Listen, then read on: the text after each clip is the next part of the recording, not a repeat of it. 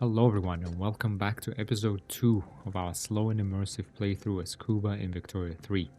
As mentioned in the first episode, in this time we'll delve deeper into more complex game mechanics such as elections, trade and naval warfare as we fight for our independence and then steer Cuba towards a progressive socialist state. Now, in the first episode we did a relatively quick overview of Cuba, what it is, and where it stands in 1836. So let's do a quick recap and then we unpause. Now, 1836, we find ourselves as a puppet of Spain. What does that mean? That means we pay them 30% of our national income. You can see right here, diplomatic pacts. We also contribute 75% of our convoys to them. So we make 300 from ports in Cuba and we contribute 225, and therefore we cannot use ourselves. We contribute all of these to Spain. That is the downside. We also cannot initiate any diplomatic plays of our own, and we are forced to join any wars Spain initiates or is a target of. On the slightly positive side, we are part of the Spanish market, being able to benefit from kind of a larger market for consumption goods and maybe some industrial and goods, or generally industrial goods that we do not have access to ourselves. We'll see those are kind of like silk, for example, maybe sulfur, lead that we don't have in Cuba. So that is a positive. The second positive is that we both have migration controls, and that means pops that are not discriminated against can migrate. Now, fortunately as well, our primary culture is Caribbean, which is a European heritage and Hispanophone, just like the Spaniards. So they were different in name. They also have the Iberian trait, but we are Hispanophone and European heritage. So we do not discriminate against each other, and therefore, hopefully, if we industrialize fast enough, improve our standard of living, maintain good availability of jobs and jobs and arable land, we'll be able to attract population away from Spain and into Cuba. So those are the positives. However, we will seek to gain independence, or at the very least increase our autonomy, mainly to reduce that tribute we have to pay to Spain, and just out of general impetus for we see ourselves as worthy of being independent. We also don't want to contribute 75% of our convoys to our overlord, because that hampers our ability to trade, as we will see once we unpause and let our traders actually run. And we have a lot of potential for trade, so we do want to utilize our convoys and keep them in-house, right, as opposed to just contribute them to our overlord. Now, that is the kind of the geopolitical situation, and from that arises our aim of gaining independence. And how do we do that? We need to make a diplomatic play and effectively fight Spain, because I doubt they will let us go willingly. There's two ways we can fight them: an army, and total up on Cuba, build up an army, let them try to master a amphibious landing and try to fight back. Alternatively, we could also try to build up a fleet to rival the Spanish fleet, intercept them at sea, and prevent any naval invasion from ever even taking place. Now, we have decided to go with the option of building up our navy. Why? Because A, we don't have a lot of manpower that we can build into a standing army, although navy will also require some manpower, but losses on the battlefield will be much harder. I think they're much lower during naval engagement than they are on land, and Spain will always be able to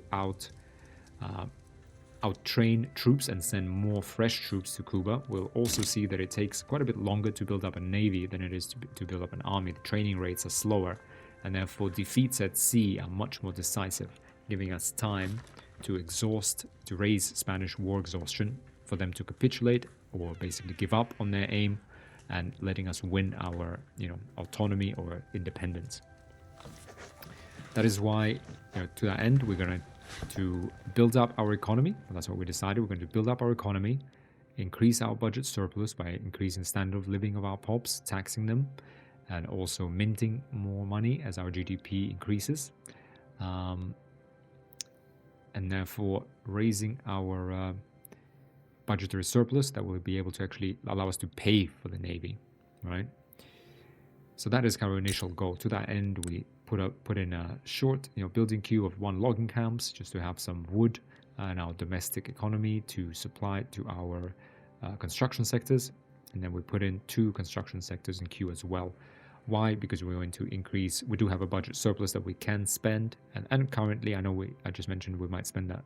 We want to spend that on the Navy, but at the very start we do want to spend that on construction sector, and it's probably profitable to do so as it will allow us to industrialize faster or build up our industries and agricultural, which is faster, tax more people, and then that surplus income, tax income, we'll be able to use to build up our Navy. So let's go. 2 construction sectors will also buoy the demand for wood, which again will make this building more profitable.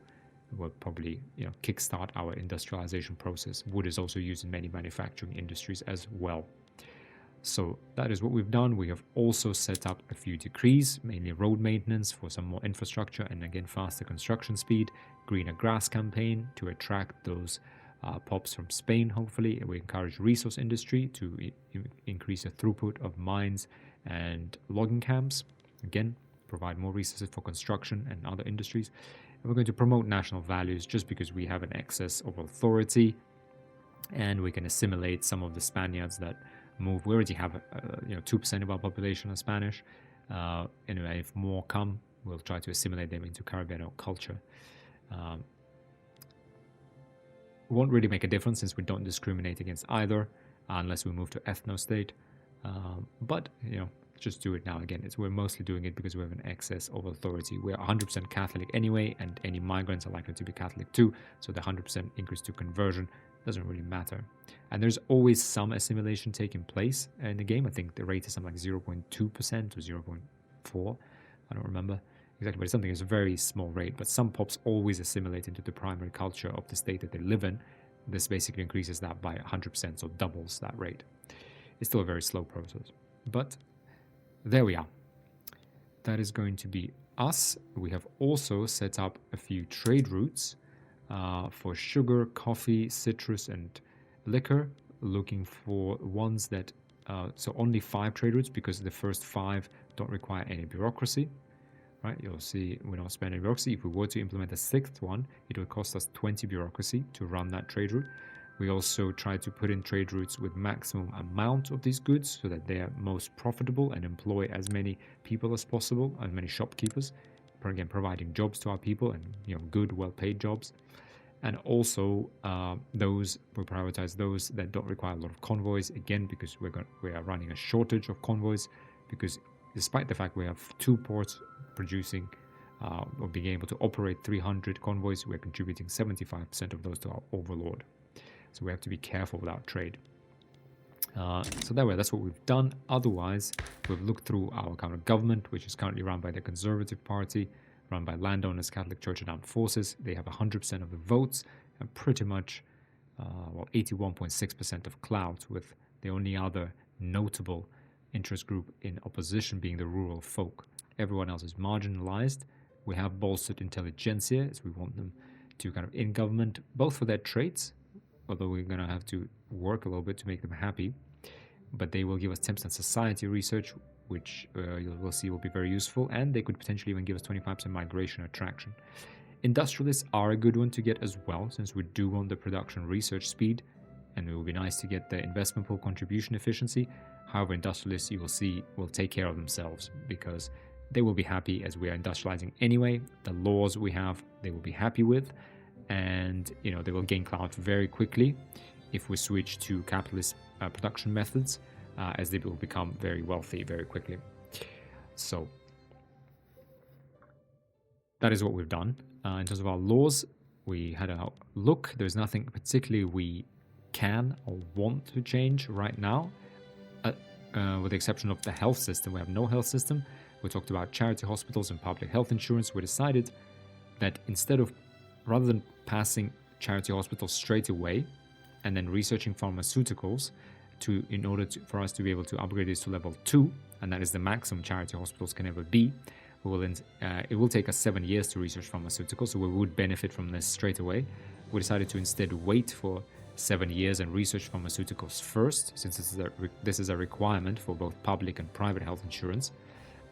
but we are mostly interested in public health insurance. Once we research pharmaceuticals, we'll then be able to pass public health insurance with the Catholic Church's support, and that will allow us to unlock level 4 public health institution, giving us 4 levels of these benefits, giving us standard of living plus half a point of standard of living increase for all population, lower, middle, and upper strata.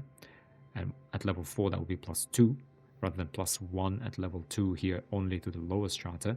We'll also avoid giving more strength to the Catholic Church, right, which might hamper us down the line. We'll also gain better per level modifiers for pollution effects reduction and mortality, and we'll gain 4 rather than 2 levels of health system institution. So we're going to wait for 7 years, and to that end we have directed our research towards pharmaceuticals under the society tree here. So without further ado, let's finally go ahead and unpause.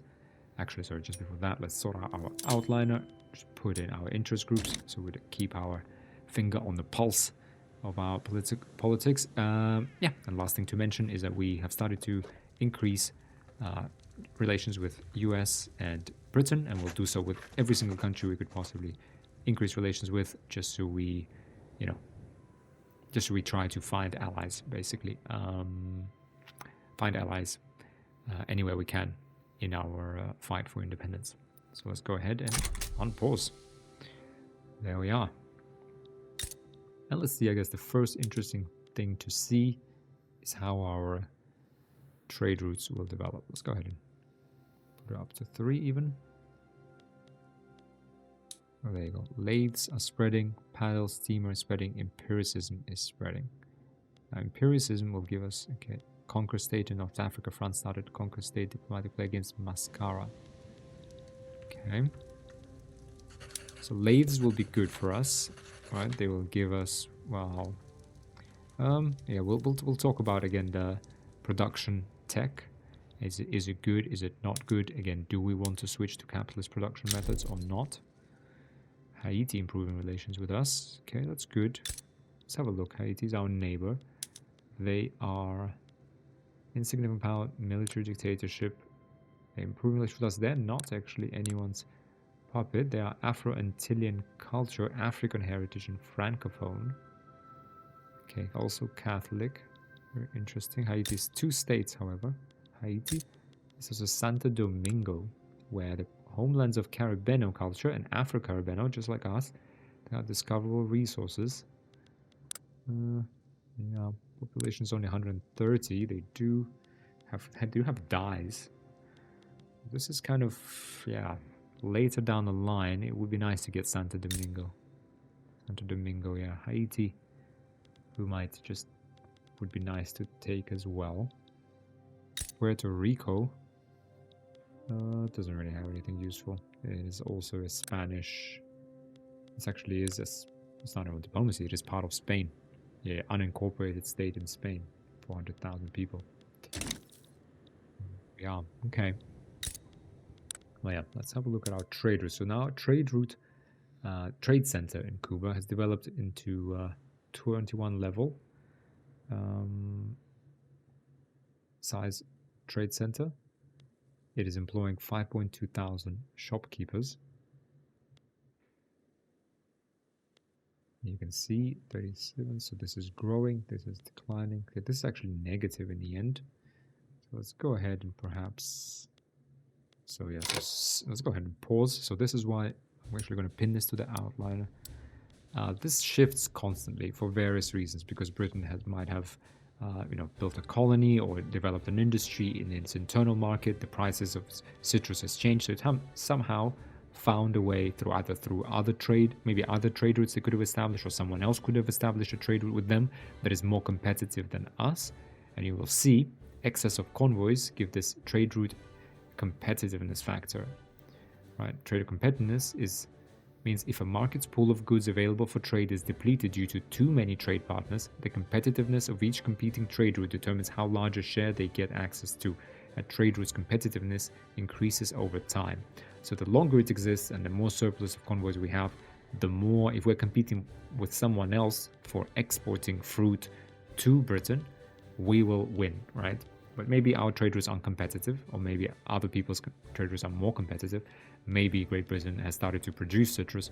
For whatever reason, this trade route is no longer profitable. So you have to go in, manually cancel it, and just keep in mind the first 5 trade routes do not cost any bureaucracy. So let's go ahead and see if we can find another trade route that's profitable. Now, liquor had some potential, and there is still some here, level 2. Let's quickly maybe just watch through here. So liquor is what? 2 productivity, 18. More sugar, not really. Clothes, tobacco, coffee, nope. Oh, wait, fish, no, export. Oh, we could export fruit, but that takes 12 convoys. Tools, wine, no. Okay, nothing really else. Groceries, actually, we could do only 7 amount. Hardwood, we don't produce any hardwood. This is more like routing the hardwood in the Spanish market. Yeah, I guess this is our best. Let's do liquor to the French market. So let's put that in. And that's sugar, coffee, and liquor is what we are exporting. Yeah, and that's profitable. We're now employing 5.5 thousand shopkeepers here. It's now size 22. And you do have, this also gives us migration attraction, plus 25%, very important.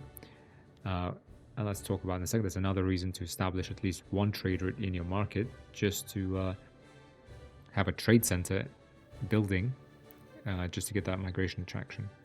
British response to opium ban. Great Britain has responded angrily to the ban. Okay. New Granada and New Granada have declared Denmark to be their rival. We got diplomatic ties with Ottoman Empire, Russia, Venezuela. Okay, so they've established an interest, so we can now trade with them. We still can't, we can improve relations with them.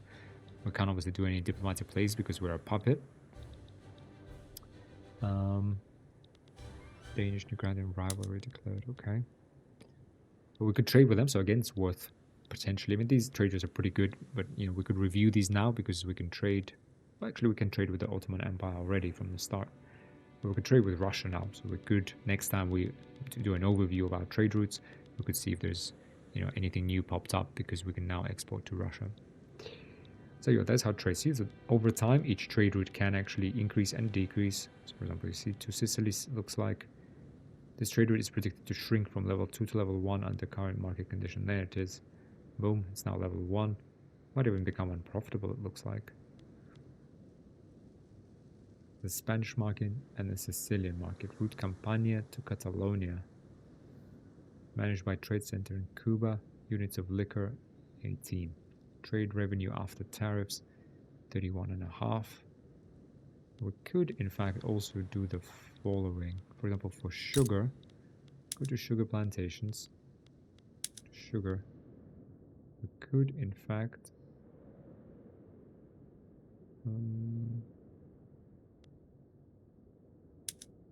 privatize exports, and that should give us actually more tariffs. And we are in a very healthy budget surplus, right? We got tariff 360. It's not a lot anyway. You see all the exports and imports that go through our market, we gain a little bit of tariffs.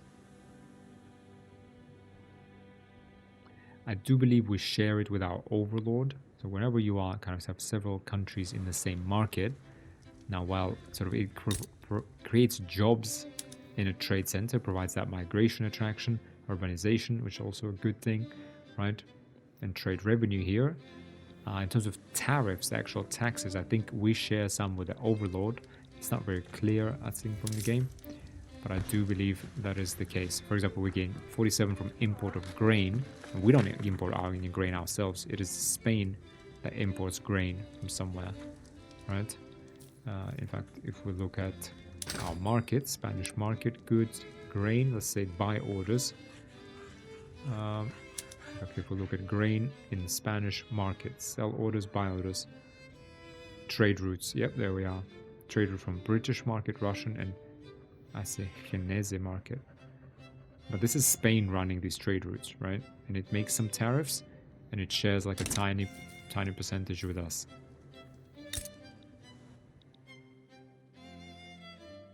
France have declared Great Britain to be their rival. Okay. Let's keep an eye out on Spain.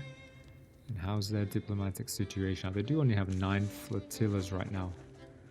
Yeah, we really need to build up our navy fast. In terms of diplomacy, they're improving relations with New Granada. 2 puppets, okay, nothing else. They're protective towards us. Cuba is in need of their protection in geopolitical affairs. They are likely to intervene on our side in diplomatic plays and may offer Cuba to become their subject. Relations are cordial. Sure. Now, let's get on with building up our navy. But first, let's open up a logging camp. Now, let's have a look at our population, and we can discuss briefly how migration in general. There's 2 types. One is when there is sufficient turmoil within a certain culture, certain pops, they create a migration target and then migrate there en masse. I mean, like, so for example, Germans, Irish, and Italians migrating to the United States or even to South America. That is what this tooltip is about. If we go to a culture, Carabeno culture, migration targets none, right? Whereas, don't know who should we look at? Russians maybe. Russians. Can we find any Russians? Actually, okay, everyone's migrating here. Maybe Prussians.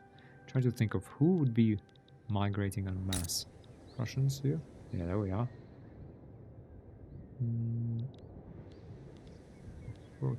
Junkers, Clout. North German, maybe. How can I see their culture, I wonder?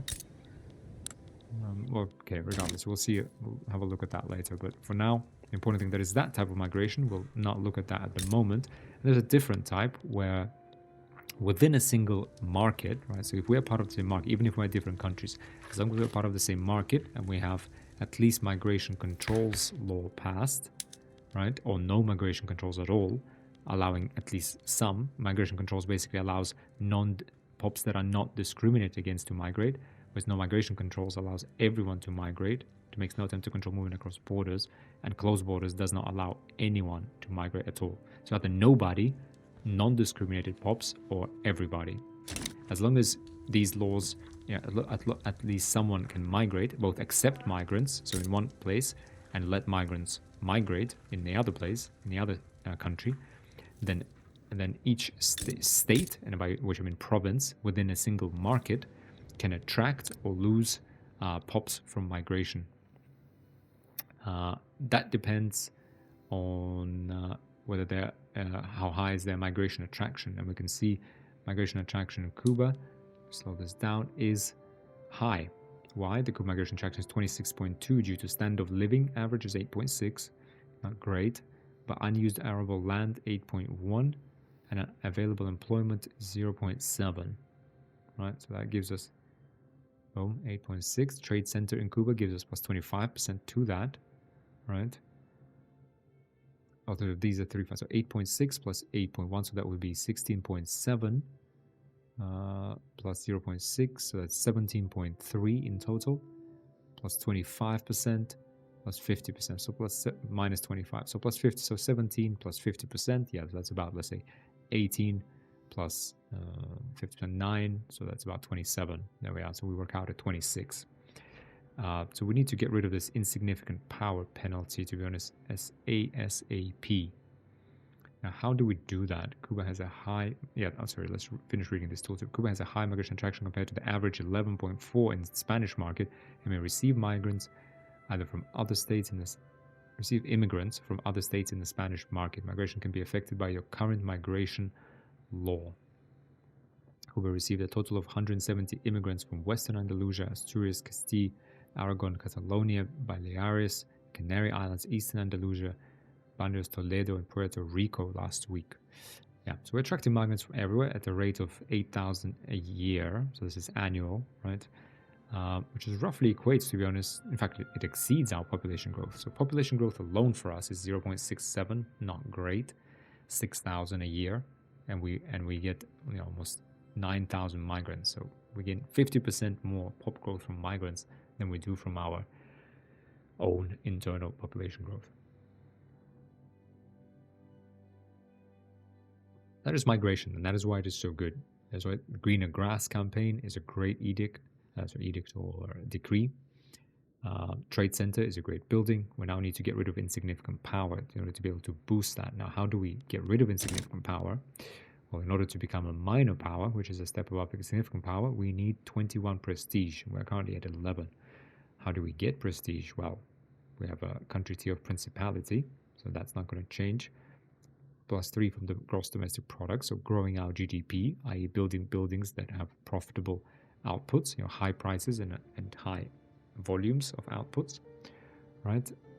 Building up an army gives us army power projection +2. Obviously researching some techs that just give us percentage bonuses, but these percentage bonuses aren't giving us a lot right now, given we don't have a lot of base on which to apply that percentage on.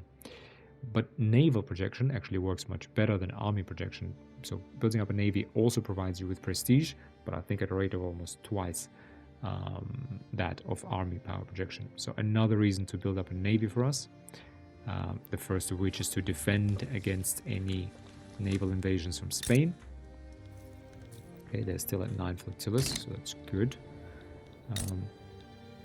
Another reason to build up, to get rid of this migration penalty. So we'll need to build up a navy as a matter of priority.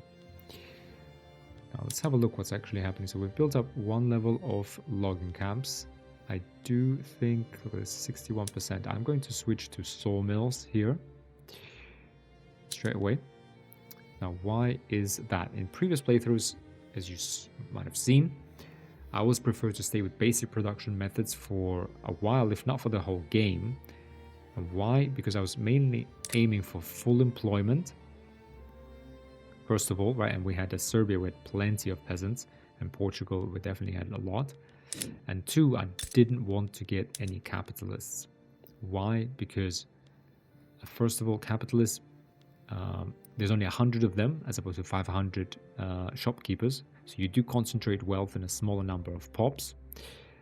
Second of all, capitalists are very kind of specific about which interest group they support, and they mostly support industrialists, and they have a very kind of specific way of thinking about the way the world should be run, giving them a lot of clout because there aren't many of them, but they are very wealthy, which means, and they all support a single interest group. So they kind of concentrate that wealth, that power into industrialists. You see, this will start to go up straight away, and you'll see this is just one building.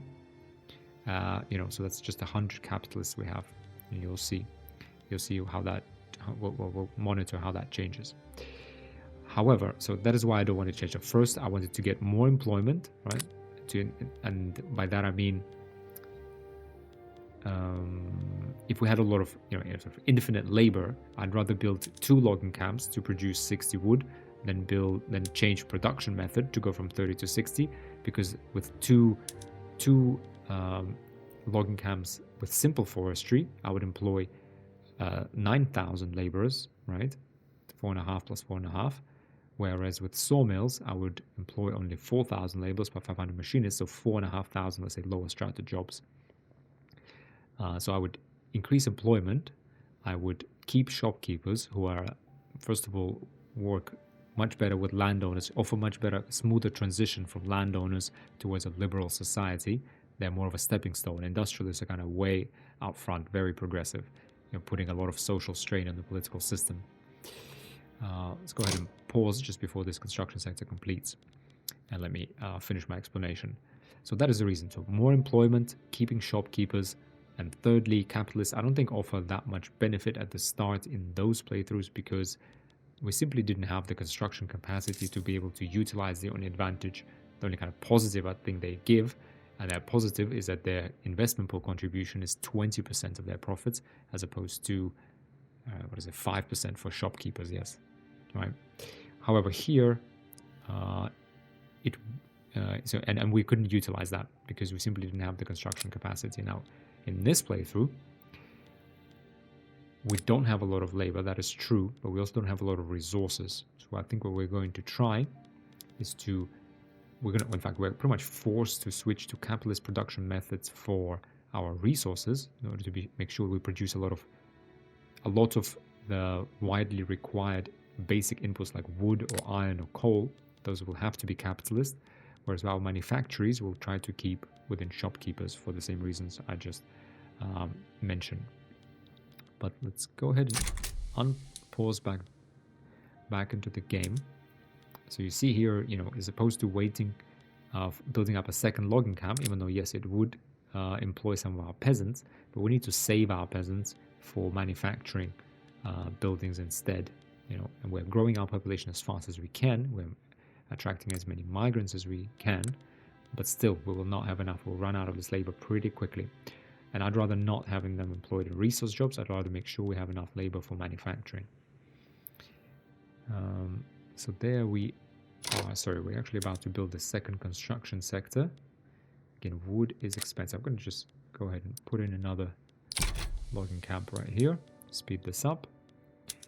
Allow this to get employed. Now it seems like, so it did say we have 72,000 unemployed when we first loaded into the game. I think here it could have been slaves maybe. I'm not sure why, but it's more of like a little glitch in a game where actually they got employed very quickly. I think they were mostly accounted for by slaves just because the game was loaded in and was unpaused. But here we are. We've created 2 construction sectors, creating a bunch of bureaucrat, clerks, and labor jobs. Excellent. We have faster construction. We're using our government surplus, right? We're now at 12. They should go up to 14 construction. Plus our 10% bonus, so that would be 1.4 just from road maintenance. We do have good amount of bureaucracy, which further 7% increase. It's almost like we have 3 extra construction sectors. Now we are pushing up demand for wood with these, so I think a second logging camp is definitely in order. Our tools are, however, also getting quite expensive, but it is still very profitable. So let's see what happens when we build this up.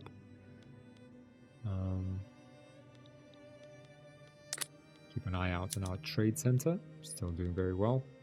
Right, these trade routes, I think this one has actually calmed down, so this could actually change this one. We could also change sugar for France. So we actually do kind of have 2, maybe even 3 to play with. I mean, look at this. I mean, these are pretty small. So let's have a look at. Unfortunately, trade currently requires quite a bit of this manual adjustment. 20, yeah, so we could actually export tobacco to Qing. That is an option. Export sugar to, let's just pause, to Austrian market. That is a better trade route. Qing market, we could export meat to it. Takes a lot of convoys to deal with China. They're so far away. Luxury furniture we could export to Qing market. That is possible. Luxury clothes. Oh, this is 21. This is a good one to the Prussian market. I actually really like this one. Okay. This is a decent one. 18 liquor to the paper market. Very interesting. Hardwood. Groceries. 18 amount. 12 productivity. 0 to the British market. That's not a bad one.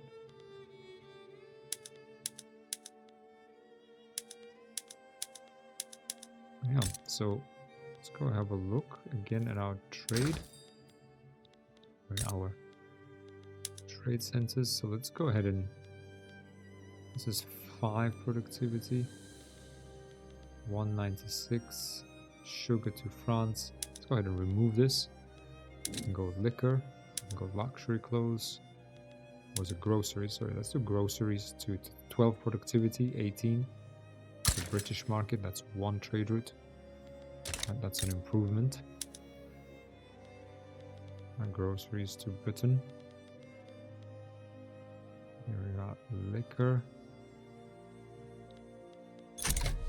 Let's see, so this is kind of, again, these guys, unfortunately, oof, Sugar to Britain is now negative.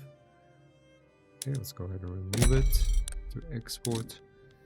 Then we have liquor, luxury clothes, to Prussian market.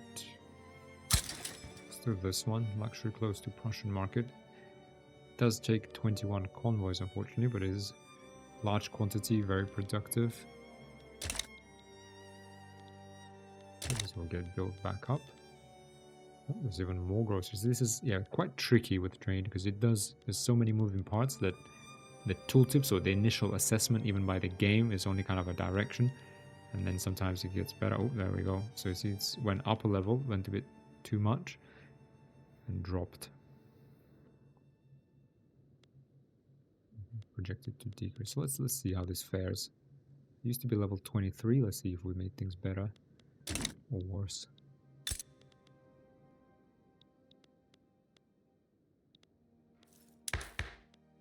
Oh yeah, those are our government cloud. We have elections in 1839. Intelligentsia is gaining cloud. Hopefully becoming happier. Industrials are actually happy. But we can wait for them to build up cloud. We don't want to bolster them. So if they are happy, they will give us their trait of engines of progress already. So we will gain that as soon as they come into opposition and become influential rather than marginalized. And that will happen when they gain 5% cloud. And they will gain that pretty quickly, we'll see.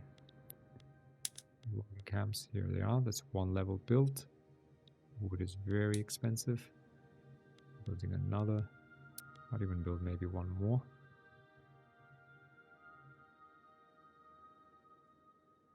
So we up to level 4.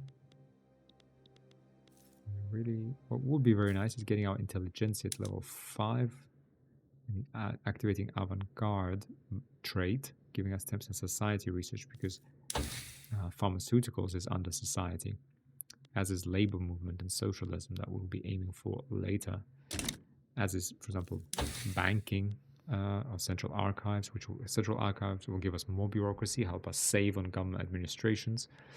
Banking will improve our minting rate, reduce loan interest rate for running that navy. Stock exchange we kind of desperately need really as well. To reduce improve the market access price impact and reduce the bureaucracy trade of any extra trade routes. Not that we have the convoys to actually support those, but we'll see. So that will definitely be nice. I mean, activating 25% further increase in migration attraction would be very nice for our population growth. But it's very hard for us to make intelligentsia happy. We can make them happy maybe with banning slavery. That would be a good one to do early. That's a win-win-win. We reduce the power of landowners because slave trade gives them 50% extra political power. Okay, tools. I think the next thing we need to build are tools, to be honest. That will take a long time though. It takes 3 times as long as building logging camps. Something to be mindful of. But it looks like the Spanish market is not really producing enough tools. So we need to produce some domestically. So let's put in a level of tools after we finish these logging camps. It will take a while, but I feel like it's necessary. Because there's nothing else, I guess, quickly. We could build another level of logging camps, potentially. But I think, because they're still profitable, they could still stomach even higher cost for tools. We are running a small deficit now, which is okay. We will aim to kind of maintain our gold reserves at maybe 25% at least. Try to actually get them as high as possible most of the time, because we don't know when there will be a good opportunity to make a play for independence or at least increase autonomy. Let's keep an eye out on Spain. Still 9 flotillas, so that's good. So we still have an advantage in our navy. Well, we don't have an advantage. We have 0 navy, but I mean, theoretically, if we could build up to 10 or 20 ships right now, we could make a play for increased autonomy. And even though they have 71 battalions, they'll never be able to bring them here. Also to note that in order to stage an naval invasion, you need as many ships as you have battalions. So if you have say you have 71 battalions, to bring them all to bear on this naval invasion, they'd need 71 ships. So right now they can't really bring the troops here, and it will be quite easy for us to defeat them at sea. Let's see. Okay, our private sector is building iron mines. That's very good. That is very good. A good building to build. Let's have a look at our investment pool. Is overall increasing. Intelligentsia social criticism activated. Oh dear, that's bad. Minus 10% prestige. Intelligentsia are now influential. Yeah, our dreams of them being happy. That is not good, because that further decreases our prestige, making it harder for us to become a minor power. Yeah, we really need to. Once we set up the basics of our economy, we should really aim to build up a navy. Tooling workshops in Cuba. 50 weeks. Bureaucracy we have.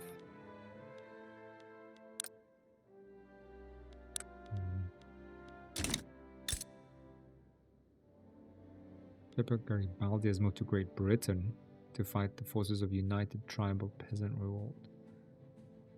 Maori Protestant United. Okay. So we are improving relations.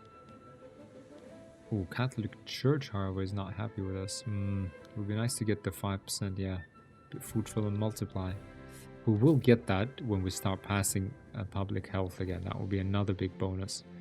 So we're missing a lot in this first 6 years by going with pharmaceuticals and aiming for public health insurance.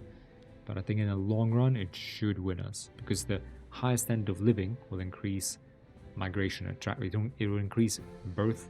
It will increase the differential between birth rate and mortality rate, boosting population growth. It will further reduce mortality from a flat decrease from public health. Higher standard of living will also attract, make migration attraction higher, so attract more migrants. Then higher standard of living will also, I think, make them wealthier, allowing us to tax them. Well, I guess it won't allow us to tax them more, actually, because it's not an increase in standard of living due to wealth. So I guess, yeah, their wages will remain the same. So that won't happen. But it will drastically increase population growth rate.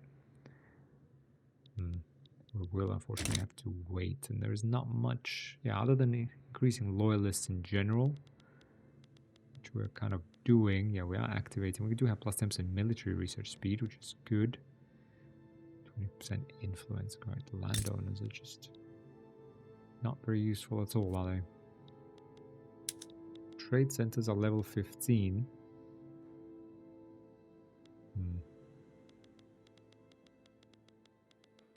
Yeah, so we're doing okay.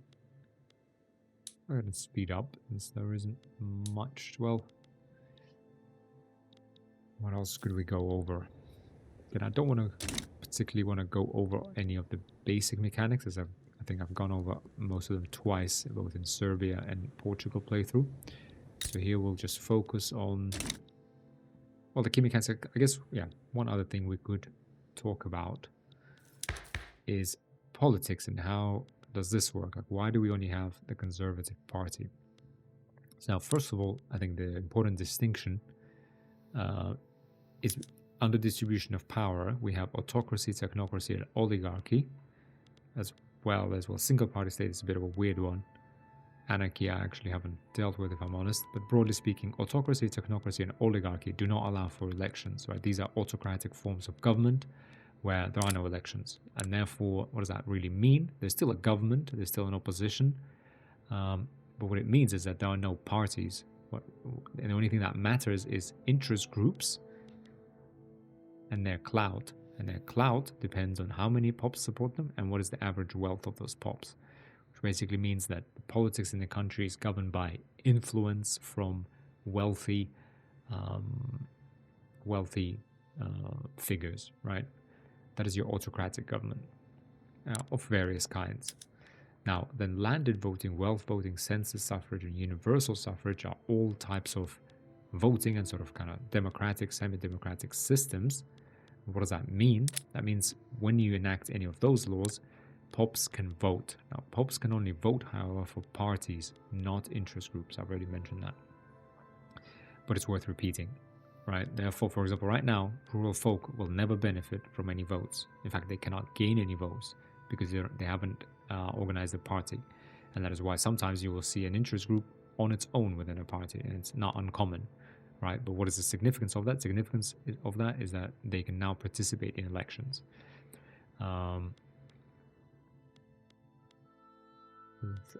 nice. Actually, look. Oh, he's a slaver. Sorry, I thought he was an abolitionist.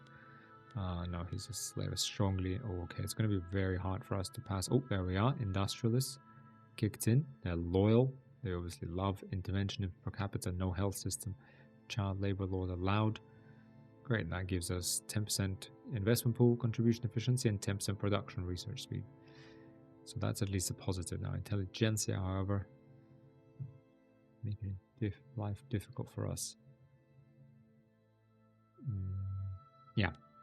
And so right now we only have the conservative. But now why do interest groups form parties? There is this sort of base inbuilt modifiers as to, first of all, do they form a party? Which party do they form? Or which party do they join? And they kind of depend on all sorts of obscure modifiers, which you can read on the Victoria 3 wiki. I kind of read through them to understand the gist of it. But to be honest, I'm not a fan of like memorizing all the mechanics and then gaming them. But broadly speaking, you know, they try to make themselves relevant. What is important to kind of understand, it is quite unlikely to have 3 interest groups. It is quite rare. Normally you'll see 1 or 2 dominant groups in a single party like this, and then you have one just pigging back, you know, kind of just tagging along, mostly because they kind of think, okay, all clout is here, I don't want to be in my own party because that means I'll never win any elections, I'll never be in government, so instead of creating my own party, I might as well join a party that exists broadly. And many, in fact, many interest groups have that logic in them. Now, there are some interest groups, for example, industrialists pretty much always, they sometimes go with liberals, but they mostly go for the free trade party. The names of parties change between kind of thematically and both within a nation, kind of depending on who created that party or which interest groups it is composed of. But it's mostly flavor, right? It doesn't the name doesn't really mean anything. So that is important to note. There's typically only 1 or 2 interest groups in the party because the interest group's attraction to joining a party drops dramatically when there is more than 2 people in it. So it is theoretically possible to have 4 interest groups here. In theory, that is possible. In practice, it will happen very rarely. Even 3 is actually very rare. And like I said, it's mostly one kind of marginal party. They're just trying to make themselves relevant. Hang on, I really hope I haven't missed the fact that our tools are about to get done. So hold that thought, guys, on the interest groups. Let's just think about what we're going to build next. And first of all, resolve this event. Ignacio de la Rosa has challenged Ramon Maceo to a duel to the death. The aura surrounding their 2 figures is like something out of a romantic novel. Ramon Maceo smiles. He has been rehearsing this moment before falling asleep. Ignacio de la Rosa, you're a foolish fool. Your insults cannot go unanswered. Pick a weapon of choice and we shall meet tomorrow. Who is this? Leader of intelligentsia, Ignacio de la Rosa, land reformer. Supports homesteading and collectivized agriculture. Homesteading would be good because it would again draw power away from landowners and towards farmers. He's wrathful, however. Interest group leader, opposition interest group approval of political operator. Let's go straight to expensive tastes. There's a rule. Okay, this guy. For now, what's relevant is really that he's wrathful. To be honest, that is one of the reasons that's making their leader wrathful, making intelligentsia unhappy. So we kind of wouldn't mind if he died. Ramon Maceo, politician, reckless diplomat. Interest group, landowners. he's a slave. Or I wouldn't mind if this guy died either. He's reckless. So as an interest group leader, minus, okay, also makes people unhappy. No, actually, he's not in opposition, so he should. Their faction is fine. He's a diplomat, 10 popularity, 5% influence. Let them fight. 50%, 50-50, or both get minus 25% popularity, or we should ban dueling. That will improve intelligence's approval by 2. Or maybe make them drop this. Yeah, let's ban dueling. Right, hopefully that will rid us of that penalty. Yes, there we are, okay. There we go, intelligentsia social criticism deactivated. Perfect. Now, once this is built, these tools, okay, hopefully that will make them less expensive. We could build another logging camp. That is possible. We could then... don't really have the money for the navy just yet. We could increase our taxes, however. Let's go to our budget. Let's start taxing. We do have the authority, so I would suggest we tax luxury furniture and luxury clothes.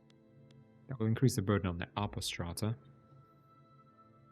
rather than lower strata, so we won't dampen our population growth, but at the same time provide us with some revenue. Yeah, I think that's what we're going to go with, just another logging camp. We do have iron mines being built here. I mean, among other things we could build, yeah, we still can't afford a navy. So we're going to have to wait, and we're going to have to build maybe furniture manufactories or textile mills. Yeah, textile mills maybe first, and furniture.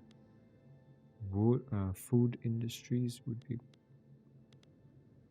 a decent one. Paper mills potentially. Glass works would be unprofitable. So these are the 4 manufactories. Oh, look at this. Actually, the private sector will build us some furniture manufactories.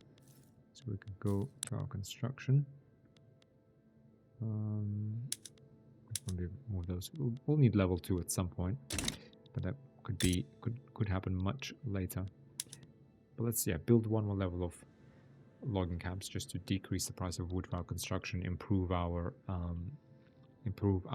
budget surplus, and also provide wood for those furniture industries that will be built soon. That's it. Oh, our trade center is struggling. Okay, let's cancel these 2 since they're unprofitable, and quickly look for new trade routes. Silk, sugar. Okay, there is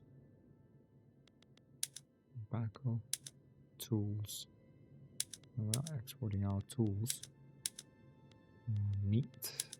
This is a good 55 to Ching. So meat is 10.9 productivity. It's not a bad one. 16 papal. Market iron. We don't want to export that from our market. Glass fruit. Okay, 0 convoys. British market. Let's try that again. Ching market 10 and 55. They are all 33 meat, so meat or fruit.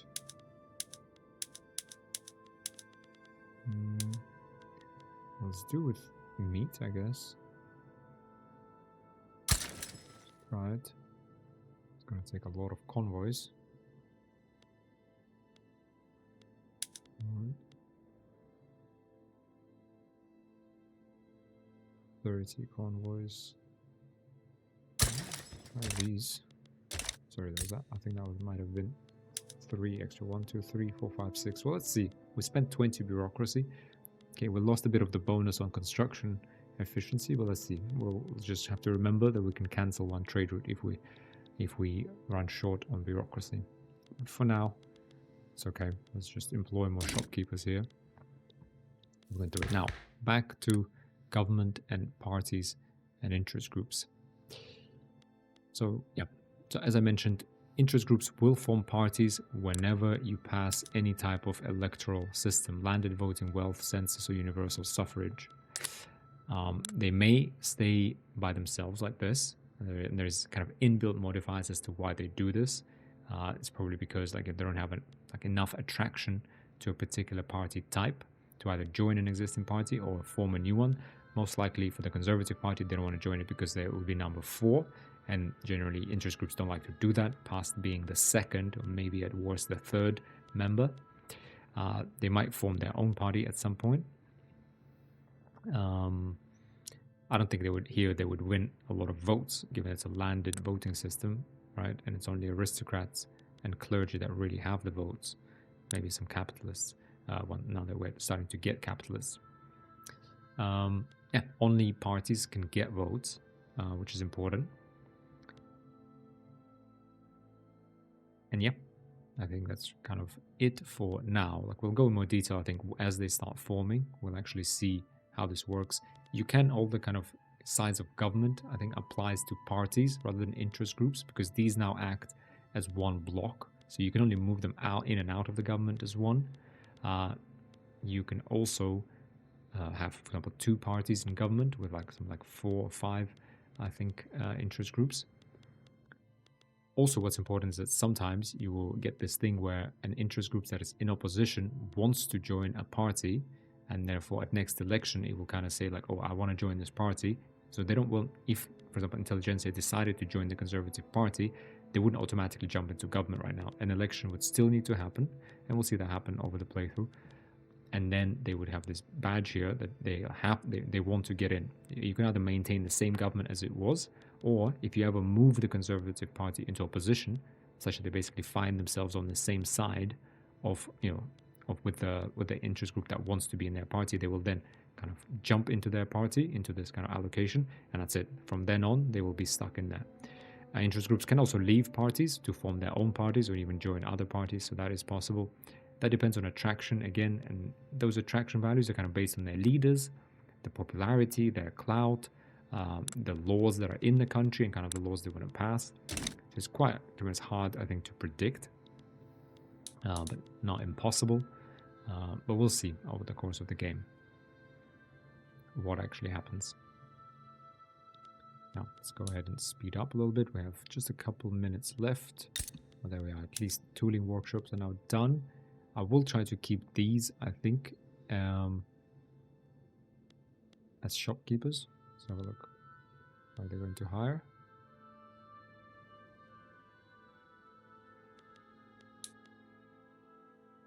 Yes, they will. There we are.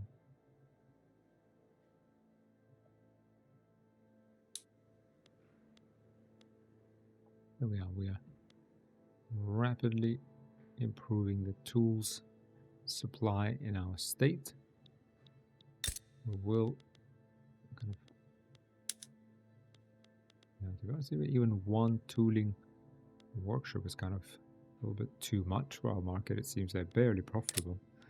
Now the logging camp will demand. We could go to rice farms and ask them to use more tools. And they are profitable, just produce more grain for everybody. Maybe it will move 5,000 people out of employment, probably making them more radical. I'm not sure if that's necessarily a great move. But it's something we can do at least. But yeah, guys, I think for now, that brings us to the end of the second episode. That was a recap where we started industrializing. We are growing our population. Okay, we're almost up by 100,000 since the start of the game. So we started in 924, so we're up to about 60,000 here. Almost up 80,000. So that's good. Migration, as you see, is, again, still almost 50% higher than our base population growth. We got 4 years left for pharmaceuticals when we should really unlock population growth. But yeah, that's it for now, guys. Thanks a lot for watching. I hope you enjoyed it, and I hope to see you in the next episode. If you have enjoyed it, please give it a like. Again, first few episodes really make a difference with the series. Otherwise, see you in the next one. Bye for now.